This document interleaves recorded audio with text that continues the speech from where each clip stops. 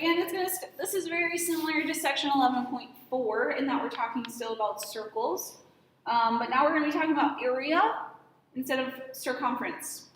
Okay? So we're going to start off nice and easy review here. Reminder that area of a circle is equal to pi r squared. Pi r squared.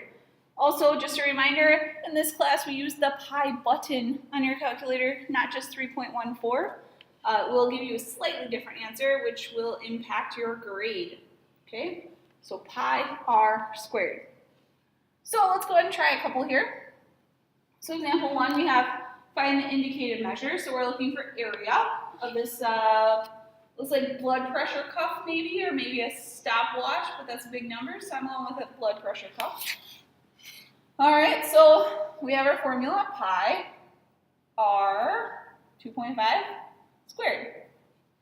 So what I would do on a calculator is I would do 2.5 squared first, which is going to give you 6.25, and then take that times pi, which I have to find my pi button here. I know it exists. There it is. Okay, something went wrong. 6.25 times pi. There we go. So I got 19.635 centimeters squared, because now we're talking about area again. Okay? Pretty straightforward. All right, let's try one more here. So now it's giving us the area and we're looking for diameter. So again, our formula is A equals pi r squared, right? Diameter is not even involved. So we're essentially going to have to find r first, and then hopefully we'll remember how to find diameter from that. So we plug in area is 113.1 equals pi r squared. Well, before I can solve for r, I got to get r squared by itself, so I divide by pi. And you're going to get a really ugly answer, so just leave it in your calculator. So now I have 113.1 over pi equals r squared. Well, hopefully we remember that to get rid of a squared, we have to square root both sides. So now you're going to do that all in your calculator. So 113.1 divided by pi, and then you're going to square root that answer. And you get that r is pretty much 6. Right? Mine has like 4 zeros after the decimal, so it's 6. And then to go from radius to diameter, you just take that times 2. So my diameter would be 12 centimeters. Right? Remember, radius is half the circle, diameter is the whole thing. So radius versus diameter. Okay? All right. Hopefully those two things were pretty straightforward. Now we're going to use that information to help us find areas of sectors. And what's a sector, you might ask? Well, a sector of a circle is the region bounded by 2 radii. In other words, it's essentially like a pizza slice, right? Or a pie slice. You cut from the center to the edge on both sides, and that gives you your sector. The way you name sectors is you just simply say sector, and then you name the point on the circle, the center point, and then the other point on the circle. So this is sector A, C, B. Now, we always assume that we are talking about the smaller sector that's formed, as opposed to the larger sector that's formed, unless it's specifically like is shaded, like in our examples here, it'll be different colors. But otherwise, we're talking about the smaller sector. All right, so then we have this area of a sector theorem, okay? Go ahead, pause the video if you want, and so you can write this down. Otherwise, I'm going to keep talking.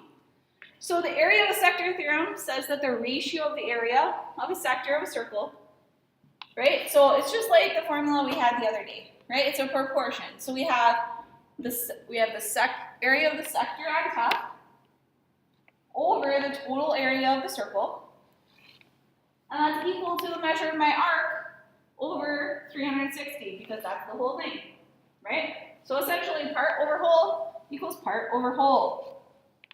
We're just doing area now instead of circumference, but it's the same proportion. So let's try it. So find the areas of the sectors formed by angle UTB. So I want to find the area of the red sector first. So again, on the left, I'm going to find my area of my red sector over my entire area of my circle, so pi r squared, so r is 8 squared, equals the measure of my arc, so 70, over 360, because that's the whole circle. So then I cross multiply. So I get 360x equals, going this way, I would get 64 times 70 times pi.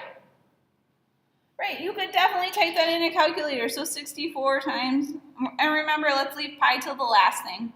So 64 times 70 is 4,480 pi. That equals 360x. And I would divide by 360. So divide by 360. Multiply by pi. So I get x to be about 39.095. And it doesn't give me any units, so that's fine. So this is the red sector. So this part right here is 39.095. Now I could go through that whole process again, right? And change 70 out for 290. Or I could say, well, the whole circle, we said, right, area of the whole circle would be 64 pi. And then I could subtract that sector that we already found, right? So I'm going to do 64 times pi first in my calculator. And you'll get a really ugly decimal number. Just leave it in your calculator. Okay. And then go ahead and subtract 39.095. So I get my answer to be 161.967.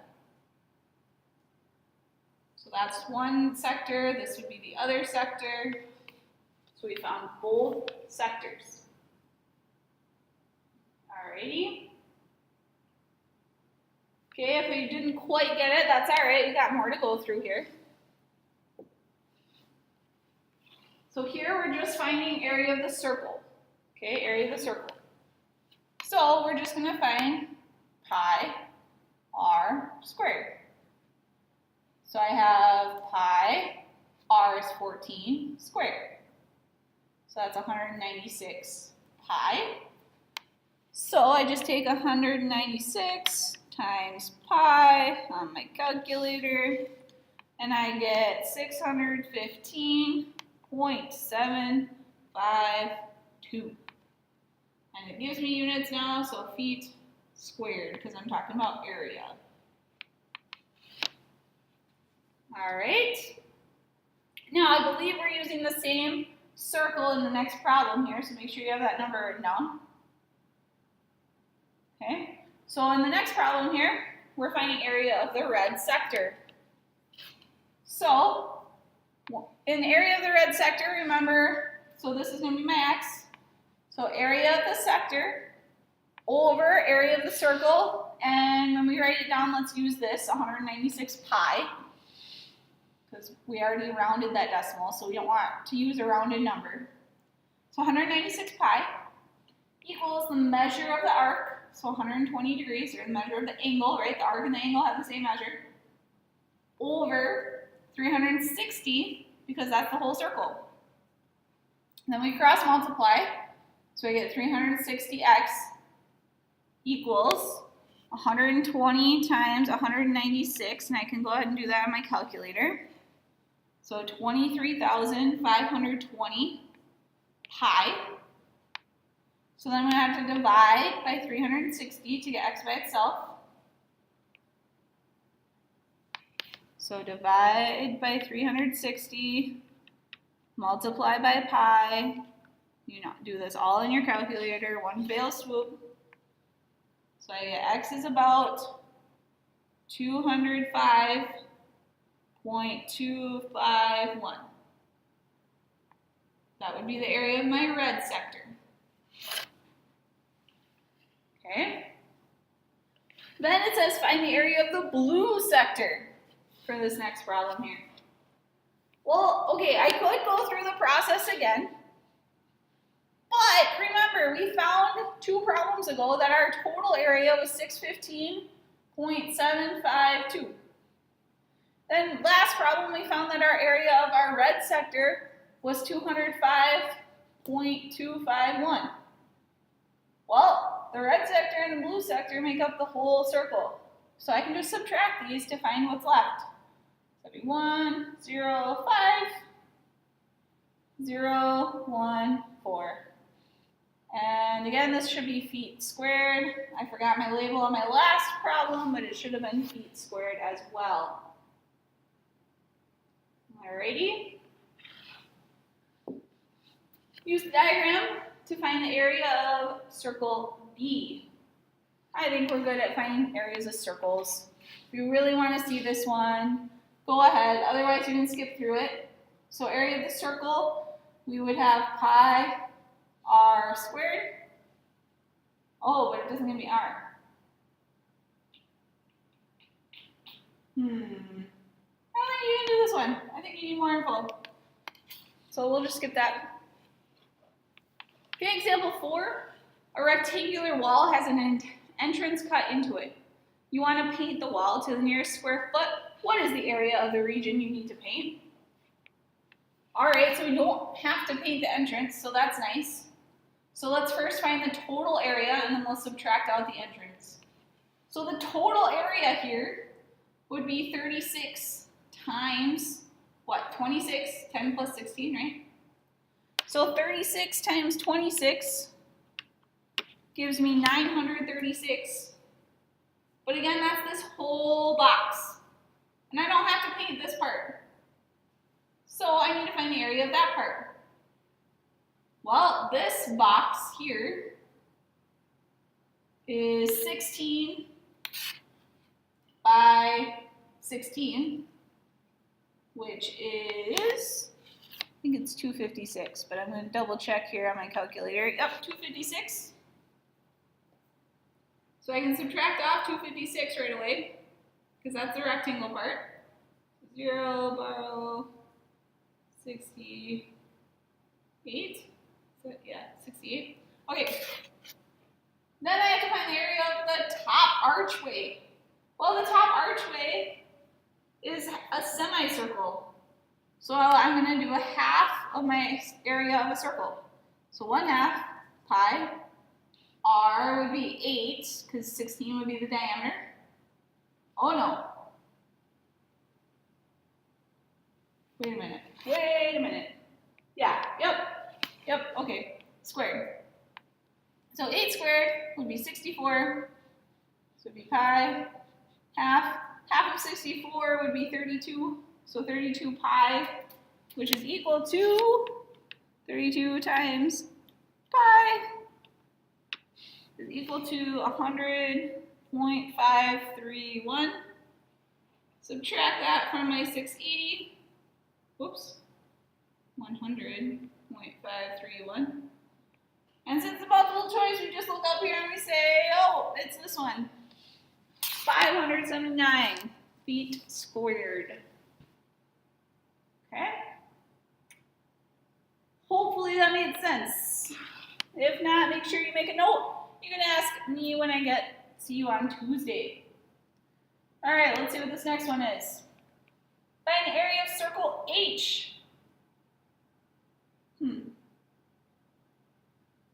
Again, it does not give you enough information because you really need to know either the radius or the area of the sector. You need something, so we cannot do this problem. All right, number 5. Find the area of the figure. Okay, well, the area of the triangle, remember, this part is 1/2 base times height. So it's going to be 1/2 of 7 times 7. So it's 1/2 of 49, which is 24.5. So that's the triangle part, meters squared. Okay, but now I also have to find the semicircle over here. So it's a semicircle, so it's 1/2 pi. R would be 1/2 of 7, so 3.5 squared. So 3.5 squared is 12.25. Take half of that, and then times pi. You can do that all in your calculator, one step. And I get 19.242. So then I just add that to my triangle, 24.5. 2, 4, 7, 13, carry the 1, 4. So 43.742 meters squared.